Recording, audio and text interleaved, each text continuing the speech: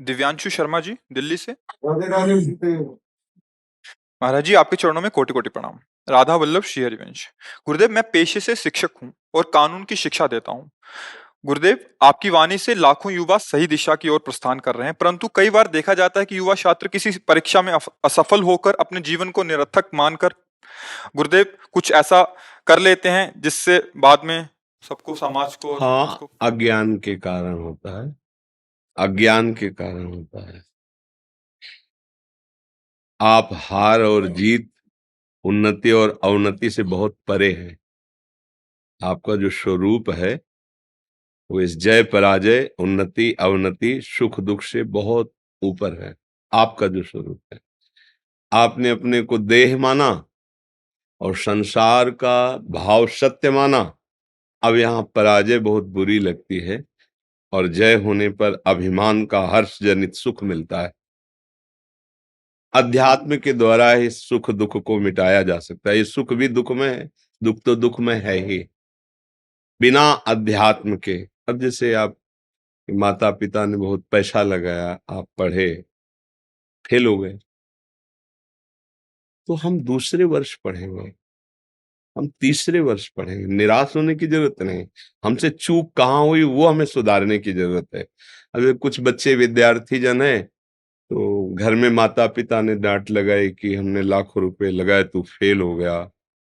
अब विद्यार्थी जो उसके साथी हैं वो पास हो गए, घर में भी अशांति, विद्यालय में भी उसको अपने मन में नीचा देखना पड़ रहा है। अब ऐसे बच्चे जिनको ज्ञान नहीं है वो आत्महत्या आदि ऐसे कृत्य कर बैठते हैं जो बहुत ही निंदनीय है, दुर्गति का कारण है। हमें इस मानव जीवन को किसी जय पराजय में नष्ट नहीं करना है। भगवान के हम मनुष्य हैं, हम परमानंद की प्राप्ति के लिए मनुष्य जन्म प्राप्त किए हैं, साधन धाम मोक्ष कर द्वारा। और कोई ऐसी पराजय नहीं है जो हमें पराजित कर सके।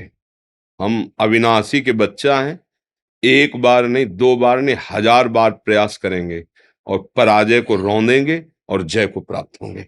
निराश होने की तो बिल्कुल जरूरत नहीं। जो निराश हो जाते हैं, उदास हो जाते हैं, उनके जीवन में सत्संग नहीं होता, इसलिए हो जाते हैं। नहीं, आप सच्ची बात समझो। गुरुदेव, कई बार मैं देखता हूँ कि उन छात्रों की आर्थिक स्थिति ऐसी होती है कि उनके पास कोई चारा नहीं बचता है। नहीं, ऐसा नहीं, ऐसा नहीं है। चारा नहीं बचता। और ऐसे कितने विद्यार्थी हैं जो अन्य समय में अर्थ का उपार्जन करके और विद्या पढ़कर बहुत ऊंचे पदों पर बैठ गए हैं। तो हमको उनसे भी तो शिक्षा लेनी चाहिए कि वो, अगर उनको अवसर मिलता है तो दूसरे के घर में सेवा करके, उनसे सहयोग लेकर और अपनी आत्महत्या करना जरूरी है, निराश होना जरूरी है। अरे हम ऐसा प्रयास कर, देखो जो बालक हैं अभी 15, 16, 18, इनको माता पिता का बहुत दुलार और सही निर्देश, क्योंकि सच्चे माता पिता वही हैं जो अपने बेटे को आध्यात्मिक बल से युक्त कर सके। अगर अध्यात्म बल युक्त नहीं किया तो फिर निराशा ही हाथ। अब जैसे आप लोग हैं, आप लोग बुद्धि के द्वारा समझ सकते हैं, अब बच्चे नहीं हैं। अगर हमें 6 घंटे अच्छे से पढ़ाई करने को मिल जाए तो बहुत उन्नति करेंगे। तो शेष जो हमारे पास बचते हैं, 6 घंटे सो लेते हैं, फिर हम कोई काम ढूंढते हैं, भले हमें फावड़ा चलाना पड़े 2-3 घंटे 4 घंटे, और उससे हम पैसा उपार्जन करते हैं। हम अपनी उन्नति के लिए, और निराश होने की जरूरत नहीं। हम कोई व्यापार कर लेते हैं, कोई साइड में ऐसा कर ले, लेकिन निराश हो जाना, शरीर नष्ट कर देना, क्या इससे आपको मिलेगा क्या? मान लो आपने शरीर नष्ट किया और अपराध बन गया, भगवान ने तुम्हें परम पद प्राप्ति के लिए मनुष्य जन्म दिया, उसको तुमने नष्ट कर दिया। पूर्व के कर्म दुख देने वाले हैं ही, ये नया कर्म और बन गया, अब मुक्ति तो हुई नहीं ना, तो फिर किसी शरीर में तुम भेज दिए जाओगे। ये जेल है शरीर, आप क्या इससे मुक्त होना है। अच्छा, इसमें तो बुद्धि है। अब जैसे पशु हैं, पक्षी हैं, ऐसी कितनी योनियां हैं, नाली के कीड़े बने रेंग रहे हो, तो मरने के बाद क्या हमको परम पद मिल जाएगा क्या? अरे हमको वो उपाय करना है जिससे इस लोक और परलोक में हम सुख प्राप्त करें। आप निश्चित समझो आप सब कुछ कर सकते हो। पूर्व कर्म के अनुसार मिले हुए हमारी परिस्थिति में हमको निराश नहीं होना, हताश नहीं होना, आगे बढ़ना है। कई हमने विद्यार्थियों के जीवन में देखा है कि विद्या अध्ययन और भारी असुविधा, भारी मेहनत अपने पिता के साथ करके, सहयोग करके फिर ऊंचे ऊंचे पदों में गए, वो भी देखा हमने कि गरीब घर का लड़का बहुत ऊंचे पद में गया। तो ऐसे हम एक दूसरे को उत्साहवर्धन करें, ऐसे हम भगवान का भरोसा दिलाएं, अध्यात्म का बल उनके अंदर जागृत करें। क्या नहीं हो सकता, हम कहते हैं क्या नहीं हो सकता। जब भगवान मनुष्य रूप में आए हैं तो मनुष्य भगवान रूप में हो सकता है, क्योंकि रास्ता बन गया ना। जब नारायण नर हुआ तो नर नारायण बन, जब नारायण बन सकते तो और फिर क्या रह गया। गीध देह तज धरि हरि रूपा, वो भगवत स्वरूप हो गया ना गीत।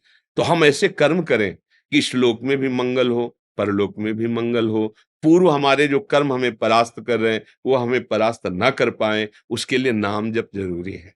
नाम जप करो, कोई नशा मत करो, गंदे लोगों का संग मत करो। और जैसे आप सत्संग कर रहे हो, जो सत्संग में नहीं पहुंच पा रहे हैं, ना कभी आ सकते हैं, तो आपको जो मिला है आप उसे दीजिए। गुरुदेव, मैं यही करता हूँ, अपनी जो भी शिक्षा उन्हें देता हूँ उस समय पे, जी तो आपकी वाणी का जो सार होता है उन तक जी, पहुंचाने का प्रयास करता ये बहुत बड़ा भगवान की प्रसन्नता का भी हेतु होता है। अगर एक बच्चा धैर्यवान बन गया, एक नशा छोड़ दिया, तो हमारा मनुष्य जन्म लेना सार्थक हो गया। एक का मंगल कर दे हम, तो जरूरी नहीं कोई यहाँ आवे, यहाँ की बात पकड़ो और 10 को और फैलाओ, जिससे उनका जीवन सुखमय हो, जीवन नशा रहित हो, व्यभिचार रहित हो, निराशा रहित हो। अरे आप समझ नहीं पा रहे, भोजन भी ना हो, कोई व्यवस्था भी न हो और मन आनंदित है तो कोई फर्क नहीं पड़ता।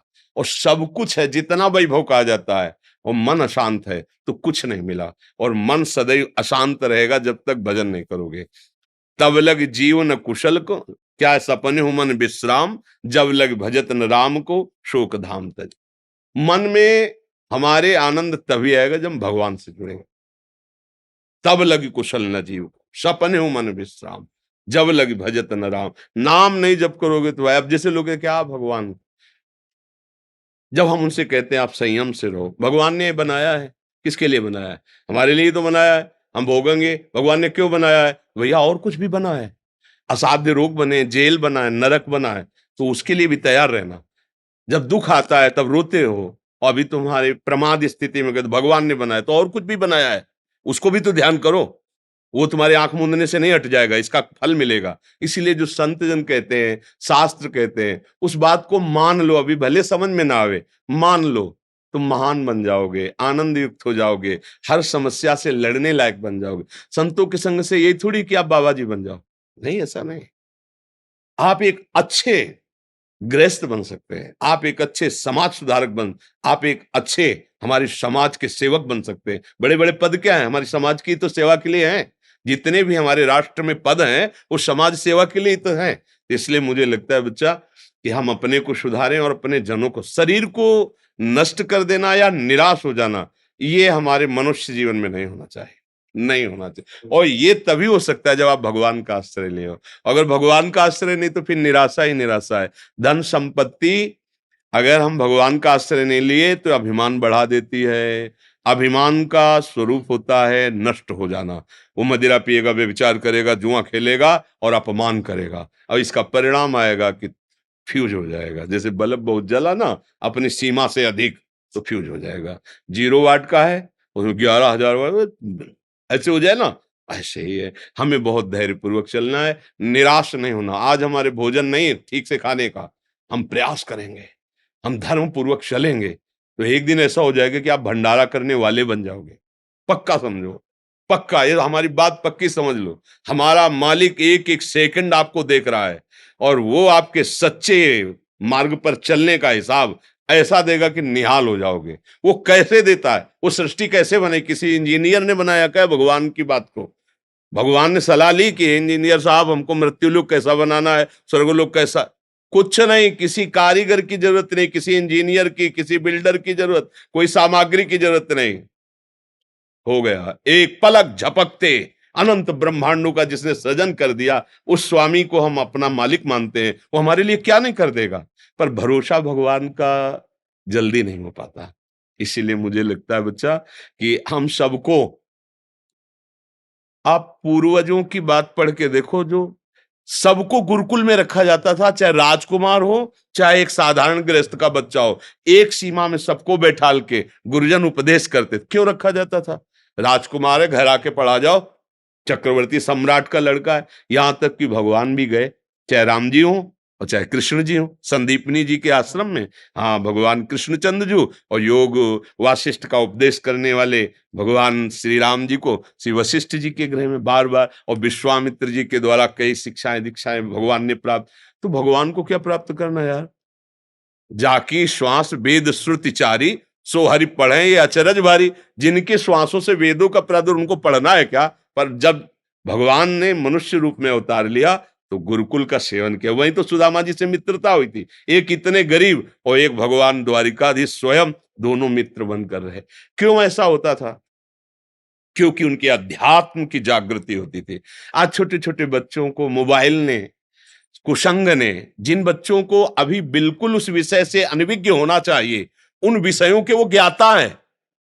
आश्चर्य होता है कि इतने छोटे बच्चे को इतनी विषय संबंधी ज्ञान कैसे हुआ? तो वो कुसंग है मोबाइल का। मुझे ऐसा लगता है कि अपने बच्चों को, अपने भाइयों को, अपने समाज को यदि सुखी करना है तो गंदे विचार, गंदे आचरण, गंदा चिंतन, गंदा भोजन, इससे बचाना होगा। अगर नहीं बचा पाए तो फिर नहीं समझ में आएगा, फिर तो गिरना ही गिरना पड़ेगा। बिल्कुल ऐसा बच्चा हमने देखा जो 13 वर्ष का है, खड़े होने में चक्कर आता है, दिन में 8-10 बार वीरपात करता है, अब उसका स्वभाव बन गया है। अब कैसे सुधार? 13 वर्ष का बच्चा। अब ये सबको लगेगा कि ये क्या, लेकिन हम इसीलिए इस बात को कहते हैं कि अपने बच्चों को, अपने भाइयों को, अपने समाज को यदि आप इस दोष से मुक्त नहीं कर पाए तो ये जान ही नहीं पाएंगे कि मनुष्य जीवन होता क्या है। छोटे छोटे बच्चे हैं, उनके आचरण भ्रष्ट होते चले जा रहे हैं। अभी यौवन का उन्मेष हो रहा है, वो मदिरा पीने लगे हैं, वो व्यभिचार करने लगे हैं, वो गंदी बातों के ज्ञाता बन रहे हैं। बोलो, जो जीवन संयम के लिए, कई बार उदाहरण दिया, जैसे किसान की गेहूं की फसल है, उसे गलेथ कहते हैं जब बाली आने को होती है, आप उसे काट लो, एक भी दाना नहीं मिलेगा, और वही रुक जा 2 महीने और इसके बाद काट लो तो बोले 80 मन हुआ, 60 मन हुआ। ऐसे ही जो हमारे सिद्धांतों में है 25 वर्ष रखा गया, हम कह रहे 20 वर्ष तक ब्रह्मचर्य रहिए, वीरपात मत कीजिए, फिर आप गृहस्थी में जाइए, 20-30 वर्ष गृहस्थ धर्म में रहिए, तो फिर आप ब्रह्मचारी ही माने जाएंगे, क्योंकि वो फसल तैयार हो चुकी है ना। जो फसल परिपक्व हो गई उसमें 40 मन 50 मन अन्न हुआ, और वही 2 महीने पहले काट लो तो भूस भी सही नहीं हो पाएगा, दाना की तो बात जाने दो। ये नई अवस्था ब्रह्मचर्य के लिए होती है। ब्रह्मचर्य से रह के, व्यसन रहित रह के, धर्म की शिक्षा, समाज सेवा की शिक्षा। अब हमारे मानसिकता में केवल स्वसुख वांछा बढ़ती जा रही। स्वसुख वांछा का मतलब, ये शास्त्रीय शब्द है कि केवल मुझे सुख और सम्मान मिले। वो कैसे मिले? पद प्राप्ति से मिले, या हिंसा करने से मिले, या जैसे भी मिले, मुझे मेरी कामनाओं की पूर्ति हो और मुझे सम्मान मिले, बस। ऐसा कभी नहीं हो सकता। पुण्य प्रताप से तुम थोड़े दिन जरूर कर सकते हो, इसके बाद पतन हो जाएगा। अगर ये बात है कि प्रभु मुझे ऐसी बुद्धि दीजिए कि जिस पद पे मैं हूं, समाज में जहां तक कोई अधर्माचरण करने वाला है, कोई निर्बलों को सताने वाला है, प्रभु मुझे सेवा का अवसर दिया है, मैं प्राणपन से उसकी सेवा करूं, भले मुझे दुख मिले। अब वो कभी पतित नहीं होगा, वो ऊंचा उठता। पर ऐसी भावना तभी आएगी जब अध्यात्म होगा, भगवान या भक्तों का सानिध्य होगा। नहीं तो हर चाल हमारा मन अपने सुख की भावना से ही करता है। हम अगर सम्मान पत्र का भी त्याग करते तो सम्मान के लिए करते हैं। अरे यार, मतलब गजब का आदमी, सम्मान पत्र मिल रहा था, उसने त्याग किया, ये सुनना चाहते हैं। बड़ा सूक्ष्म है ये विषय। अगर हम अध्यात्म को समझ जाए तो कभी दुखी ही नहीं हो सकते। पर बड़ी कृपा ठाकुर जी की है और आप सबकी हम पे है कि आज कलयुग में ऐसे अवसर में आप जवान भाई हमारी बात सुन रहे हैं, हमारी बात मान रहे हैं। हम धन्यवाद करते हैं और ऋणी हैं आपके कि आप हमारी बात मान रहे हो।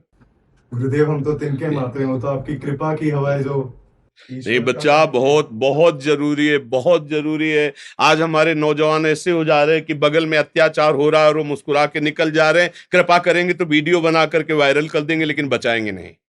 आज का हमारा नौजवान कैसा हो रहा है कि अगर किसी का एक्सीडेंट हुआ, वो तड़प रहा है, तो वो अगर कृपा करेंगे थोड़ी देर रुकने की तो वीडियो बना के वायरल कर देंगे, बकाया वो उसकी सेवा करने में। या किसी को कोई सता रहा है या किसी के साथ कोई अत्याचार कर रहा है, तो ये नहीं कि यार हमारे शरीर में भगवान ने बल दिया है, हम प्राण भले त्याग दें लेकिन इसका अहित नहीं होने। ये बात उसी के हृदय में आती है जो अध्यात्म का जो भगवान के मार्ग का, फिर मनुष्य जीवन के यार मतलब क्या रहा। इसलिए बहुत सावधान, भगवान कृपा करें, हम सबकी बुद्धि शुद्ध रहे, हम धर्म से चले, पवित्र आहार करें और अपने देश की सेवा करें। हम घर के बूढ़े माता पिता की सेवा नहीं कर पा रहे तो देश की सेवा क्या करेंगे। वही वृद्ध माता पिता को जरूरत है आज हमारी, हम उनकी सेवा नहीं कर पा रहे, उनको ठुकरा रहे हैं, उनको अनाथालय भेज रहे हैं। तो ये हमारी नौजवानों की पद्धति। बोले वो पोजीशन खराब होती है। हाँ, तुम जो आज जब तुम्हारी बात वो दिखाई जाती है, अगर वीडियो बना पिता कैसे तुम्हारी कामनाओं की पूर्ति के लिए मेहनत पसीना करके आज जब तुम पढ़ लिख कर बने, तो तुम उन्हीं माता पिता को अनाथालय में भेज रहे हो, वृद्धाश्रम भेज रहे हो। तो ये नहीं। देखो, जैसे हम बाल्यावस्था में थे, मुझे जरूरत पैसे की नहीं, व्यवस्था की नहीं, माँ की जरूरत थी, पिता की। ऐसे ही माता पिता को तुम्हारी जरूरत है, व्यवस्था की नहीं, पैसे की नहीं। जब तुम प्यार से झुककर उनके पैर छूओगे और प्यार से, क्या आपको क्या कोई दुख तो नहीं है कोई, तो उनको यही लगे मेरा भारी दुख को सह लेंगे। लेकिन आज हमारी समाज इस बात पर दृष्टि नहीं देती। पैसा तो दे दिया है ना, वहां हर समय सुविधा मिल रही है आपको अनाथालय में, आप क्यों लड़ रहे हैं हमसे? नहीं, उनको इसकी जरूरत नहीं, उनको प्यार की जरूरत है। और वो प्यार वही कर सकता है जो भगवान का आश्रय लिए। इसलिए बहुत कीमती मनुष्य जीवन है, व्यर्थ न जाने पावे। जी।